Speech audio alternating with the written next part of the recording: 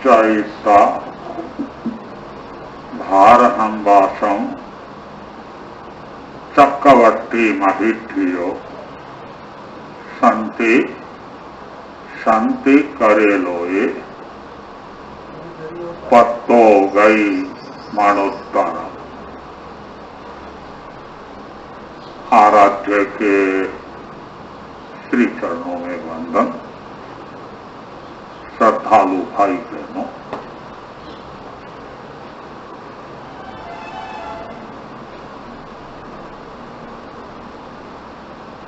शास्त्रों में आया है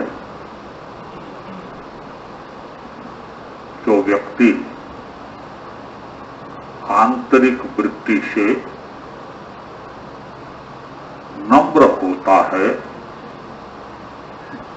विनयशील होता है,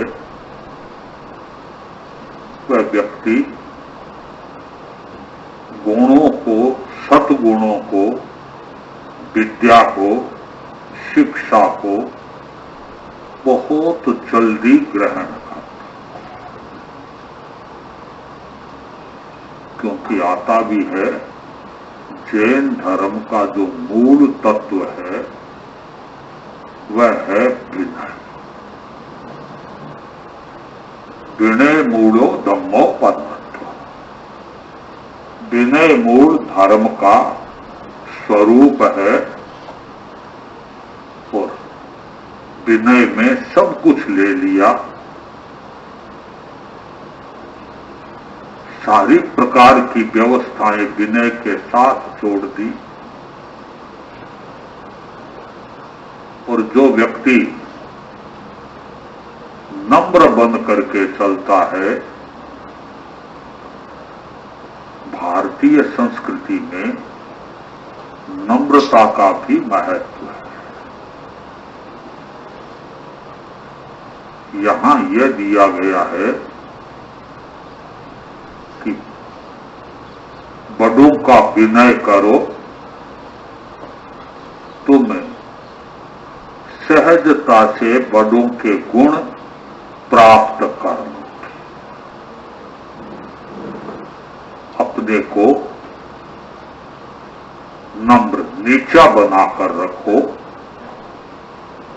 तो आप जानते हो पानी ढलान में आता है, नीचे होती है ना जमीन, तो ऊपर से पानी कोई ढोलता है तो नीचे आता है। अब ऊंचाई की जगह है, वहां पानी अगर ले जाना पड़े तो क्या करना पड़ता है? चढ़ाना पड़ता है। या मशीन लगाओ या खांधे पर लेकर चलो। पानी की मूल गति नीचे, वह ढलता जाएगा। तो बताया यह गया है कि व्यक्ति की वृत्ति अगर नम्रता की होती है तो वह सहज में अनेक सद्गुण प्राप्त कर लेता है, अनेक गुण प्राप्त कर लेता है। और सद्गुण की प्राप्ति और प्राप्त करने के बाद टिकना, यह उनकी नम्रता पर निर्भर करता है। और आचार्यों ने यह भी बता दिया कि देखो, नम्रता होगी तो तुम्हारा चिंतन भी यथार्थ होगा, सही होगा। नम्रता नहीं होगी, तुम्हारा चिंतन भी सही के बदले गलत हो जाएगा, तुम्हारी सोच गलत हो जाएगी। जो अर्थ चाहिए वह अर्थ अगर तुम्हारे में अभिनय है, अहम है, उस अर्थ को पकड़ना। विनय है तो तुम्हारा ध्यान सीधा उसी अर्थ पर जाएगा। अर्थात तुम्हारी सोच यथार्थ हो जाए। आता भी है एक आचार्य के काफी बड़ी संख्या में शिष्य थे और उनमें से आचार्य ने प्रारंभ में 2 शिष्य जो दीक्षित हुए, उसके बाद तो खूब होते गए, संख्या बढ़ती गई। उन दोनों को पढ़ाकर तैयार किया।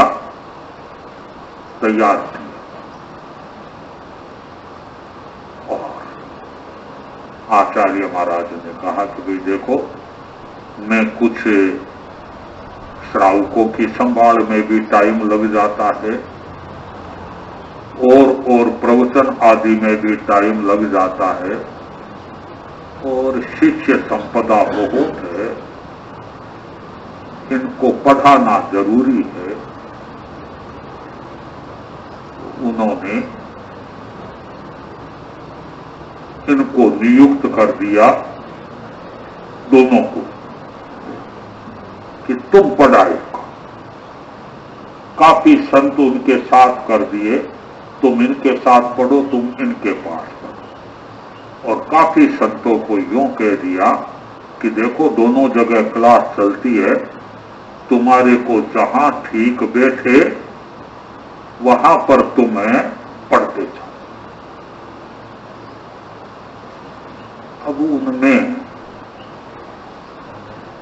आचार्य जी का एक शिष्य पढ़ा तो खूब था, बुद्धि बहुत थी, बात को पकड़ता भी बहुत जल्दी था, आवाज भी बहुत साफ थी,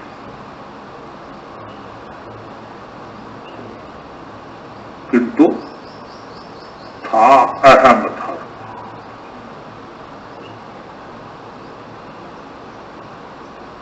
सोचने लगा कि हमारा संग तो बहुत बड़ा हो गया, किंतु बड़े संग में देखने की बात तो एक है कि दोनों में से, क्योंकि हमारे 2 को गुरु महाराज ने आगे कर दिया, तो इसका मतलब हो गया कि अब कोई भी दायित्व आएगा वह हम 2 में से ही आएगा। अपने ही मन में चिंतन कर लिया, किंतु गुरु महाराज ने 2 को कर दिया। एक मेरे को ही करते तो विकल्प नहीं रहता। विकल्प जब तक है तब तक कह नहीं सकते किस टाइम में गुरु महाराज मेरे को महत्व देते देते चादर उनको उड़ा दे और मैं देखता रह जाऊं। तो यह अभी जो महत्व दिया जा रहा है इसका कोई अर्थ नहीं रहता। सवाल तो वह है कि चादर किनको उड़ा। अपने को तो इस बात पर थोड़ा सा विशेष ध्यान दो, क्या किया जाए। अब जिस व्यक्ति का चिंतन पद पाने का ही हो जाता है, फिर उसके लिए और बातें गौण बन जाती हैं। तो यह सोचता रहा। इसने कहा कि देखो भाई, यूं तो भावी आचार्य गुरु के हाथ है, मेरे हाथ में तो है नहीं। फिर भी आचार्य किन को बनाए तो वे भी ये तो देखते होंगे कभी किस साधु का वर्चस्व साधुओं पर श्रावकों पर विशेष हो। जो ज्यादा साधुओं पर प्रभाव रखता है तो ये स्वाभाविक है कि गुरु महाराज देखेंगे कि देना तो है ही, इनके प्रति सबकी भावना ठीक है तो इसी को दे दो, मेरे दोनों बराबर, क्या फर्क पड़ता है। तो सोच में थोड़ा सा झुकाव सहज हो जाएगा। उसने साधुओं को अपनी तरफ खींचना शुरू किया, बतलाना, बोलाना। जो पढ़ने वाले साधु थे उनको पढ़ाई के लिए भी टाइम देना। उनका ज्यादा टाइम साधुओं को पढ़ाने में लगता था कि इनको कुछ पढ़ाऊंगा तो ये मेरे प्रभाव में रहे।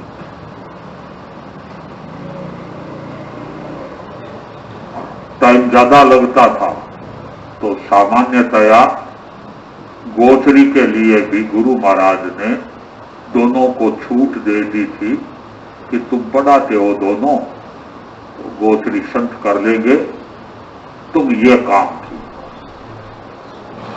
और ये तो भला अपने दिए हुए संतों को तो पढ़ाता ही, उसके सिवाय उनको दिए हुए संत उनको भी कुछ न कुछ बताता रहता। देखो यूं कर लो, देखो ऐसे कर लो, देखो ऐसे कर लो। वे भी मन में सोचते कभी देखो अपने को, अपने जो पढ़ाने वाले महाराज है वह तो ठीक टाइम पर पढ़ा देते हैं, कोई बात पूछने की होती है तो पूछ लो, बाकी ये विशेष ध्यान देती है। और विशेष रूप से पढ़ने वालों के लिए इनका उपयोग ज्यादा है, ये ज्यादा अपने को आगे बढ़ाती है।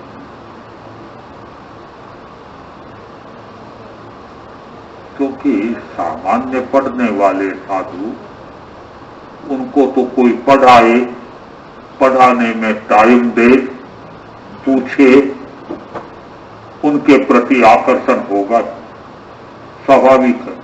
और गुरु महाराज का दिखने में दोनों का एक जैसा व्यवहार दोनों पर रखते, कोई भी काम होता तो दोनों को सौंपते।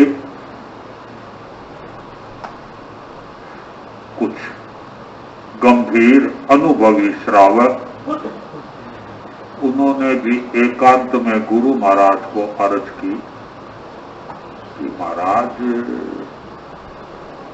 आपकी अब धीमे धीमे अवस्था आ रही और ऐसा न हो जाए कि आपके टाइम में तो ये सारा जांचा जचा हुआ और पीछे ये ढांचा बिखर न जाए। क्यों? तो महाराज साधुओं के कोई झंझट होता है न, तो साधुओं के जमीन जायदाद तो है नहीं, धनमाल है नहीं कि कोई लड़ाई झगड़ा हो। साधुओं के झंझट होता है भावी आचार्य पद की नियुक्ति जब होती है तब एक संघ में झंझट का एक मौका आता है। तो महाराज आप देख रहे हो, बड़े गुरुदेव वे आपको पहले ही आगे कर दिया पहले, और आपको पद दिया उनसे पहले लगभग सारा संघ अनुभव करने लग गए कि भाई आने वाले भावी आचार्य हमें तो ये ही लगती। आप क्यों लगता है कि संघ में दो को बढ़ा रही हो, और दो को बढ़ाना ये और कुछ नहीं हो जाए, कहीं संघ में फटवाड़ न हो जाए। आधा इधर तो बिना ही मतलब सब में फूट पड़ जाएगी। जिनको आपको देना हो या आपका विषय देना हो, उनको एक को आगे लो, दो नहीं। गुरु महाराज ने कहा कि ठीक है, तुम संग हित के लिए चिंतन करते हो, ठीक है, सोचेंगे। मुझे ऐसा कुछ नहीं लगता है, मुझे ऐसा कुछ नहीं लगता है। श्रावक मन में सोचे कभी माने तो सामने दिख रही है कि वो झंझट होने को है, और गुरु महाराज कहते हैं कुछ नहीं लगता है। ठीक है भाई, गुरु की बुद्धि बड़ी होती है, महान होती है, और वह जो सोचते हैं वह भविष्य की सोचती है। समय निकलता गया। गुरु महाराज भी देखते गए कि भाई इन दो को मैंने आगे किया, और दो में से एक तो केवल साधुओं को प्रभाव में लेने का काम कर रहा है। यह नहीं है कि गुरु कोई बात समझते न, भला उनके हाथ के शिष्य होते हैं तो किस में कितना दम है और किस में कितनी साधना है, उनसे कोई छुपा थोड़ी होता। ये तो साधुओं को प्रभावित करने में लगा हुआ है, और ये जो है समाधि गुप्त, ये बस काम से काम कर लिया और बाकी अपनी साधना और मेरी उपासना उसमें लगा रहता। ये संतों को प्रभाव में लेना है और करना है, इस उलझन में ये नहीं जा रहा। और मन में भी आया कि कोई जरूरत भी नहीं, किस लिए ये ऐसा करे, क्यों करे। जिसको मुझे देना है मैं अपने आप दे दूंगा, ये पहले से ही ये पंचायत क्यों कर रहा है। ठीक, बात थोड़ी ध्यान में भी आ गई और सोचा कि ठीक है, अब अपने को रोग को ज्यादा बढ़ाना नहीं, कुछ तो बढ़ गया कि तो अब इलाज कर देना चाहिए, उसी में ठीक रहेगा। तो एक दिन गुरु महाराज प्रवचन में विराजे थे। प्रवचन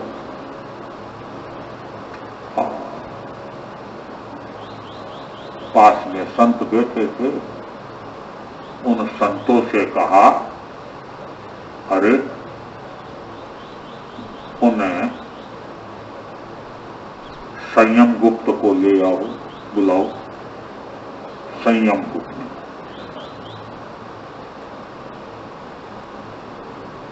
गए तो वह कोई 15 साधुओं को पढ़ा रहे। वह जाकर के वंदना की। क्यों? गुरु महाराज याद करना। अभी क्यों? पता नहीं। उन्होंने फरमाया है कि भाई उनको बोल दे, आ जाएगा। मैं अभी पढ़ा रहा हूं, प्रवचन देना होगा, तो प्रवचन देने के लिए तो और भी बहुत साधु है। मैं 15 साधुओं को अभी पढ़ा रहा हूं, तो प्रवचन से भी पढ़ाई महत्वपूर्ण है।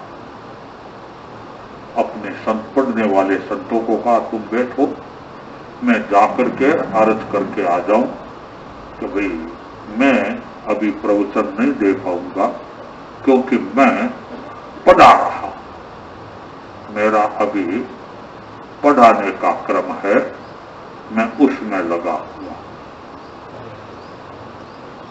आया, निकट आया, कैसे याद करवाया? वंदना भी नहीं की, उतावल में आया ना, वंदना भी नहीं की, सीधे ही आते कहा कैसे याद करवाया? अभी मैं पढ़ा रहा था। बोलने के लिए तो संत बोलते, क्योंकि मैं तो देखा बोलने के लिए ही बुलाया। आचार्य महाराज ने कहा नहीं, बोलने के लिए तो संत है। आज मैंने पारणा किया तो मुंह थोड़ा फीका है, साफ नहीं। कल उपवास था, व्रत कल बहुत मुझको कठिन हुआ गर्मी के कारण, तो जाकर के केरी लिया, केरी लिया।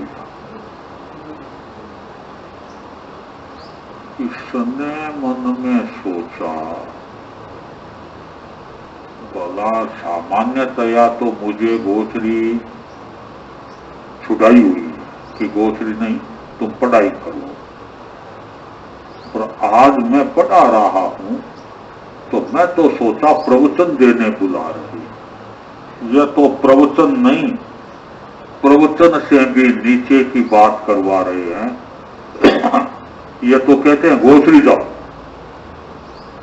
अरे तो मैं गोचरी जाऊंगा तो ये इतने बैठे, ये क्या करेंगे?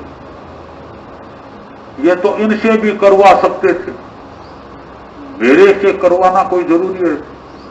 बिना मतलब इतने संतों की पढ़ाई खोटी हुई। लगता है देखो, अब जब अहम आ जाता है ना, तब दिमाग उल्टा हो जाता है।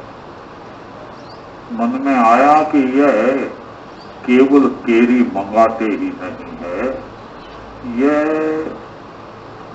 मेरा अवमूल्यन कर रहा है। क्या कर रहे? अवमूल्यन। परिषद को बता रहे हैं कि मेरे तो भाई सब बराबर है, कोई फर्क नहीं है, चाहे कोई पढ़ा लिखा, चाहे कोई पढ़ाने वाला, और चाहे अनपढ़, गोचरी पानी तो सबको करना, यह दिखाना चाहते हैं। मैं तो सोचा मेरा दर्जा बढ़ा है, ये तो मेरा दर्जा घटा रही है। उल्टा पड़ गए। और मन में सोचा कि जब गुरु महाराज मेरा अवमूल्यन करने जा रहे हैं, इसका मतलब है गुरु महाराज की दृष्टि में मैं उतर गया और कोई दूसरे को आगे लाने का चिंतन बन गया। ऐसा लगता है उनका चिंतन दूसरे के लिए बन गया। तो जल्दी से तो हार मैं भी नहीं मानूंगा। यो मैं कोई कम थोड़ी हूं। देखो क्या सोचता है। ईश्वर ने तत्काल कहा कि देखो भाई, श्रावकों की तरफ मुंह कर लिया, श्रावकों की तरफ, और कहा देखो श्रावकों, मैं गुरु के मोह में मैं नहीं आता। मोह में आने वाले चेले दूसरे होते हैं, और अपने साधना के आगे रखकर चलने वाले साधुओं में हूं मैं तो। अब गुरु ने कह दिया केरी लाओ, साधुओं को केरी कड़पती है क्या? केरी के तो सब गट्टे में अगर घर सूस्ता हो जाता है कोई बेरा देती है। तो इन्होंने कह दिया क्योंकि इनके तो अब बुढ़ापा आ गया और बुढ़ापे में ध्यान नहीं रहता है, किंतु देखो मैं ये सब अनकल्पता काम मैं नहीं। नहीं, गुरु बैठे यहां खड़ा होकर के बोल। गुरु महाराज ने देखा कि हाँ, लगता है कि पारा चढ़ गया, चढ़ गया। संत बैठे ही थे पास में, अरे उनको बुला लिया। वे दूसरे साधु जी भी पढ़ा रहे थे, गए, जाकर कहा कि आपको गुरु महाराज है? गुरु महाराज? हाँ। अब आधी चद्दर तो ओढ़ने थी, आधी चद्दर यूं ही थी। वे जैसे थे वैसे ही उठे, ओगा लिया, चले आए, वंदना की, वंदना कर निवेदन किया। कैसे? अब अरे आज थोड़ा मुंह खराब है तो तुम केरी लिया, दैट गुड, अभी लाता हूं। हाथ जोड़ अर्ज करूं, गोचरी की आज्ञा, आज्ञा लेकर अंदर आए। छोटे संत सब ने कहा कि महाराज क्या बात है? अरे कि मेरी चद्दर मोटू, तुम पातली डालो। अरे महाराज किस बात के लिए? आप तो गोचरी छोड़ी हुई है। तो कि गुरु महाराज आज मुझे फरमाया है कि केरी लिया। तो कि महाराज आपको पता ही नहीं है केरी किन के घर में जोग बैठेगा, किसके नहीं बैठेगा।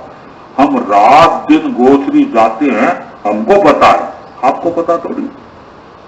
आप हमें दो, अभी हम ले आएंगे, ला करके और आपको दे देंगे, आप आगे ले जाओ। ना ना, गुरु महाराज ने मेरे पर कृपा की है तो गोचरी में जाऊंगा, यह कैसे हो सकता है?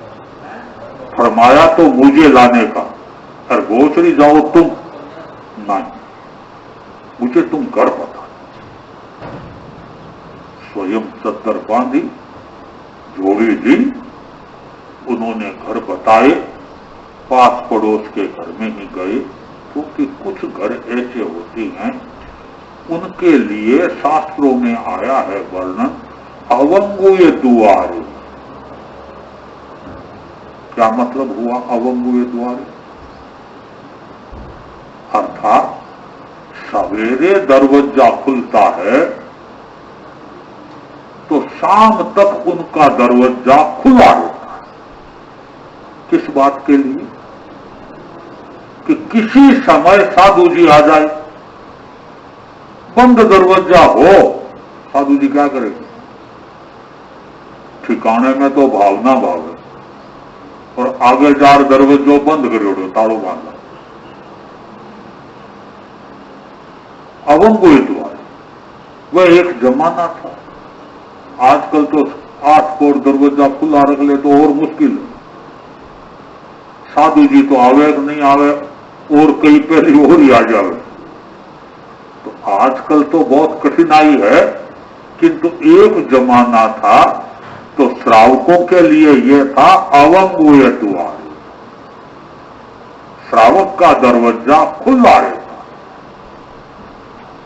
तो छोटे संतों ने बता दिया कि महाराज ये संत है, ये घर है, ये सवेरे खुलता है, शाम तक रहता है। और इन घरों में ऐसा क्रम है, इन घरों में ऐसा क्रम है कि आप पधारो, जो घर में कलपती वस्तु है, कलपती वस्तु सब सूझती रहती। यह नहीं कि घर में वस्तु तो है, महाराज यह चीज है तो सही, किंतु मेरे तो ताले में है। तो ताले में है तब हमारे क्या काम आया भाई? ताले में हमारे काम नहीं आता। जो साधुओं के कल्प की वस्तु हो, श्रावक उपयोगी होता है, वह ऐसी जगह रखता है कि जहां ताला भी न लगे, खराब भी न हो। साधु किसी समय आ गए, गए,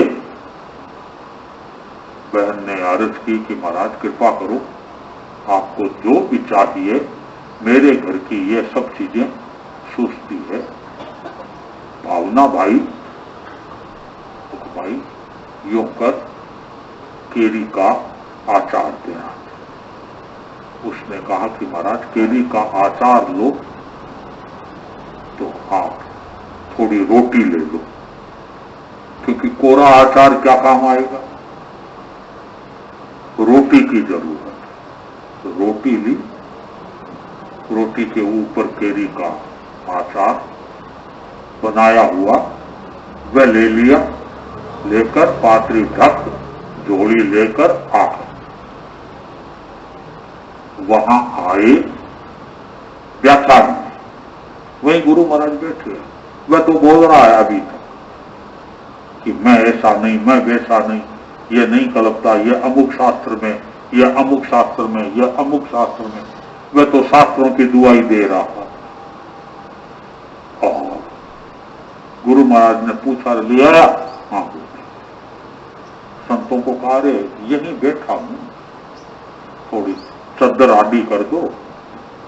संत आए, एक जाडी चद्दर लाए, यो एक संत इधर खड़े हो गए, एक इधर खड़े हो गए। गुरु महाराज ने पात्री ली, श्रावक भी भोले।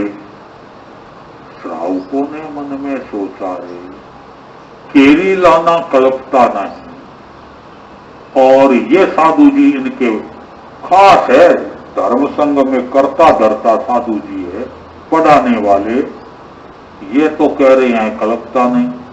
और ये दूसरे साधु जी लेकर भी आ गए, तो नहीं कल्पता है, वे लेकर आए। और फिर देखो पूजी महाराज, आचार्य महाराज उसको खा भी रहे हैं। भाई अगर केरी खाते हो तो अपन तो अपना बैठ का आसन बेड़ा करो, फिर अपन नहीं आएंगे। ये मामला नहीं, आचार विचार में जो पक्के हो तो अपने तो आते नहीं, तो अपना क्या लेना चाहिए। अब बोले यह नहीं सोचते कि गुरु भी तो गुरु है,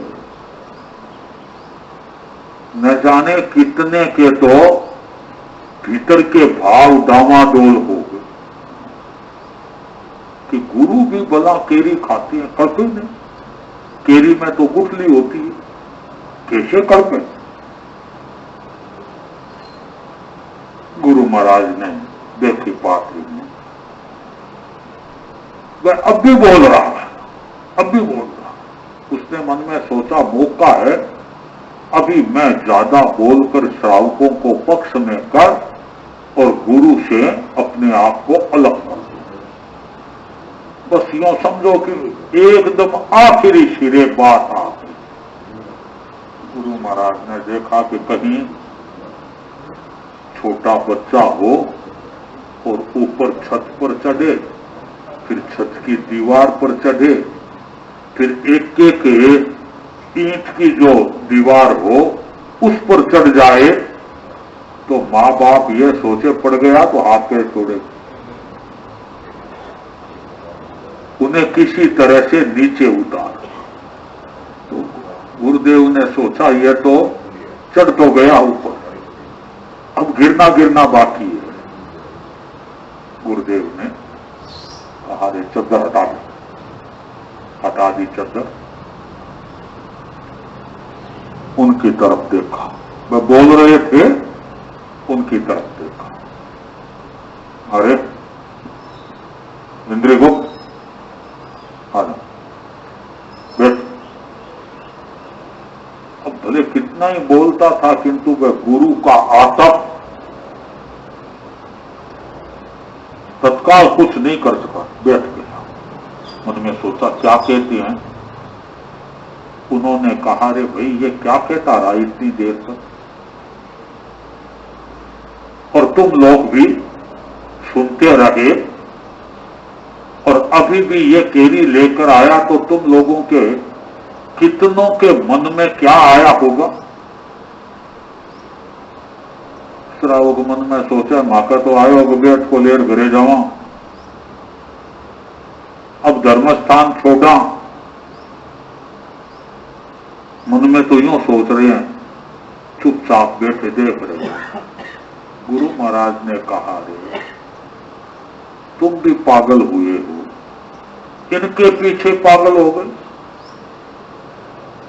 मैंने केरी का कहा, मैं नहीं समझता कि केरी कल्पती है नहीं कल्पती, इतना ही मुझे ज्ञान नहीं है क्या, जो इन सबको मैंने सिखाया है, और मैं केरी मंगाऊं और तुम्हारे को जट गई क्या।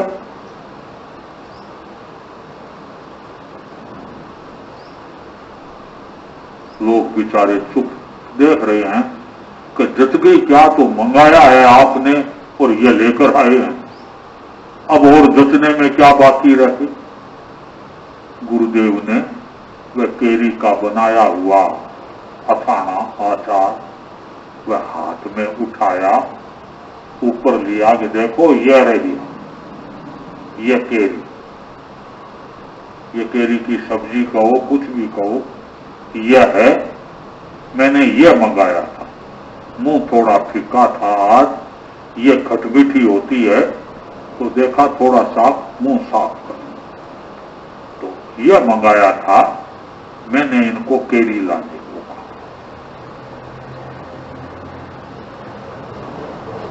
वह इंद्रिय गुप्त उसने कहा कि आपने अथाने का, अचार का, सब्जी का कब कहा था? गुरुदेव ने कहा, अरे मूर्ख कहना पड़ता है क्या, यही तो मैं आज दिखाना चाहता था कि भाई विनीत होता है, उनको तो एक इशारा कर दो, उस इशारे के बाद वह अपने आप समझ जाता है कि भी क्या लाना। अवनीत उल्टा पड़ता है, तूने उल्टा अर्थ लिया, ये विनीत, इसने सही अर्थ लिया। ये केरी का आचार सब्जी भी ले आया, और देख मैंने रोटी लाने का तो कहा ही नहीं था, किंतु यह इनका विवेक है कि भी कोरा आचार थोड़ी खाएंगे, ये रोटी भी लेकर आए, क्योंकि यह विनीत है। इसे जो भी कहा जाए वह सही रूप में उसका अर्थ ग्रहण करता है। तो अवनीत है तो उल्टा अर्थ ग्रहण करता, इतना कह करके और श्रावकों को कहा, देखो भाई मैं वृद्ध हो गया और ज्ञान मैंने इन दो को भी करवाया है, औरों को भी करवाया है, किंतु इन दो को तो मैंने प्रत्यक्ष में सामने लाया है जानबूझ करके, और दोनों में क्षमता है, यह नहीं है क्षमता नहीं है। आज मुझे भावी आचार्य की नियुक्ति करनी है, अब मैं तुम्हारे को ही पूछता हूं, दोनों में से किसकी करूं? यह तो उल्टा सोचता है, यह सही सोचता है। अब तुम बताओ किसकी नियुक्ति करूं? तो श्रावक से हाथ जोड़े और क्या, महाराज आगे करो, इधर वालों की करो, जो अर्थ को सही पकड़े, जो विनीत है उनकी करो। अब बताओ, आज तक का जमाया हुआ प्रभाव 2 मिनट में साफ। गुरु महाराज ने अपनी चद्दर उतारी, उनको उठाई तो बैठ गए। हमारे धर्म संघ में आज से भावी आचार्य तुम। सारे संघ ने वंदना कर ली। उस साधु ने, उसने भी मन में सोचा, भाई मेरी हवा तो निकल गई, श्रावक समुदाय सब गुरु की इंगित में है, और मैं जो बातें कही थी वह सारी मेरे लिए उल्टी पड़ी। दो बात होती है, कभी कभी ठोकर खाकर आदमी संभल जाता है, और कभी कभी ठोकर खाकर और आदमी और ज्यादा उखड़ जाता है। यह ठोकर खाकर संभल गया। मन में सोचा, देख गलती तेरी हुई है, इसमें और किसी की नहीं। अब तो गुरु महाराज के पैरों में पड़ने में फायदा है, वरना 3 जान से खराब होंगे, क्योंकि श्रावक तो सब गुरु महाराज की बात को समझा। यह गुरु महाराज के पैरों में पड़ गया कि महाराज मेरी गलती हुई, मैंने गलत अर्थ ले लिया, आपके चरणों में समर्पित। गुरु महाराज ने माथे हाथ दिया कि देख, समर्पण भाव तेरा बहुत अच्छा है और आज तूने समर्पण किया, इससे तो मैं गदगद हूं। तो यूं कर, आचार्य तो अब यह रहेंगे और तेरे ही सहपाठी है, तू उपाध्याय के पद पर तू संघ में साधुओं को पढ़ाओ, तैयार करो, आगे बढ़ो। तुम्हारा गौरव आचार्य के बाद तुम्हारा ही नंबर रहेगा हर कार्य। उनको सम्मानित भी कर दिया, उन्हें अकल भी दे दी, उन्हें बता भी दिया कि भाई किस तरह से अपने को आगे बढ़ना है। पूरे संघ को शिक्षा मिल गई कि यहां विनय मूलो धम्मो पाठार्थो, विनय मूल धर्म है। तो विनय 7 प्रकार का बताया है, उनमें एक विनय है लोकोपचार अर्थात नम्रता। तो यह हर व्यक्ति में हो तो शेष विनय भी आ जाता है और जीवन पवित्र बन जाता है।